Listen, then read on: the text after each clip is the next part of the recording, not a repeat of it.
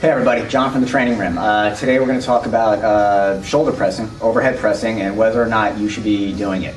It sounds simple. I mean, a dumbbell overhead press or a lot of kinds of overhead, kettlebell overhead press are great movements. The issue is the shoulder is a very complex area, and a lot of people don't have enough mobility to directly put their arm above their head, or do it efficiently, I should say. So adding weight on top of that is just going to create further dysfunction. It's not going to make you stronger, it's not going to make you more mobile, it's just going to make you more susceptible to injury. So here at the Training Room, we have a 3-point checklist that determines whether or not a person should be overhead pressing.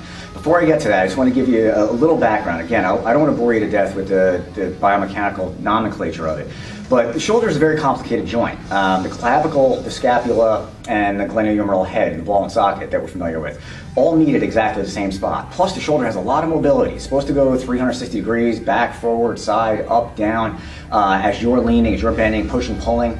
That actually takes a lot of coordination. It takes a lot of neuromuscular control from your central nervous system to be able to control the movement and to stabilize it so it doesn't come out of the socket. Best way I ever heard it put is Gray Cook, who's a famous physical therapist, said that it's not so much a ball and socket joint as it is like a grapefruit and shot glass. The socket's a lot smaller than the glenohumeral head, and keeping the glenohumeral head in the socket is difficult. Plus, like I said, the clavicle and the scapula kind of complicate that. Then if you throw on top of that lifestyle, where we have a tendency to slouch, due to fatigue when exercising, we have a tendency to do this. Sometimes we choose exercises that put us in this position, which is a bad idea. So if we're being completely blunt, sometimes people, through improper training techniques, end up with a very stiff, very immobile shoulder area, which really means, again, it doesn't make you a bad person, but it does mean you need to think about stuff like this before you just start taking dumbbells or bands or barbells or kettlebells and start pushing them above your head. Anyway, here at the Training Room, we have a 3-point checklist that determines whether or not somebody should be pressing stuff above their head.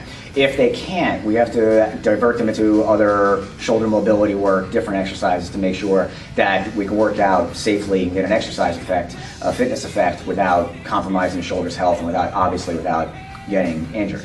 Anyway, checkpoint number 1 is when you put your arm directly above your head, can you completely lock out the elbow like that? It sounds silly, right? It sounds like, hey, just put up your head, put your arm above your head and straighten out your arm. A lot of people do this without realizing it. Straighten out the arm. Can you do that? That's checkpoint number 1. Checkpoint number 2 is, can you put your arm above your head without shrugging, like this? Again, sounds simple. Most people, when they put their arm above their head, they do this with the shoulder instead of that. So the next time you're pressing, or the next time that you can watch yourself in the mirror right now when you're done watching this video, is see, can you put your arm above your head and keep the shoulder here, or does your shoulder start to do this as you go up? If your shoulder does this, that's your scapula elevating. That's not your shoulder flexing and abducting.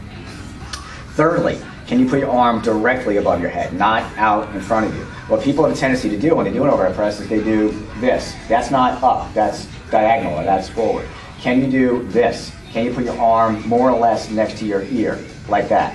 So it's a 3-point checklist. Can you do this? Elbow straight, shoulder down, and more or less at the side? Or does your arm do this? Does your shoulder do that? Or does your elbow do that? If you can't straighten the elbow, keep the shoulder down, and have your arm directly above you, you probably need to do some coordination drills, Indian clubs, kettlebell, stuff like that, maybe some mobility work. But whatever the case is, get that into your program before you start jamming kettlebells and barbells and dumbbells above your head, okay? So, as usual, you know where to find me. Thanks for watching.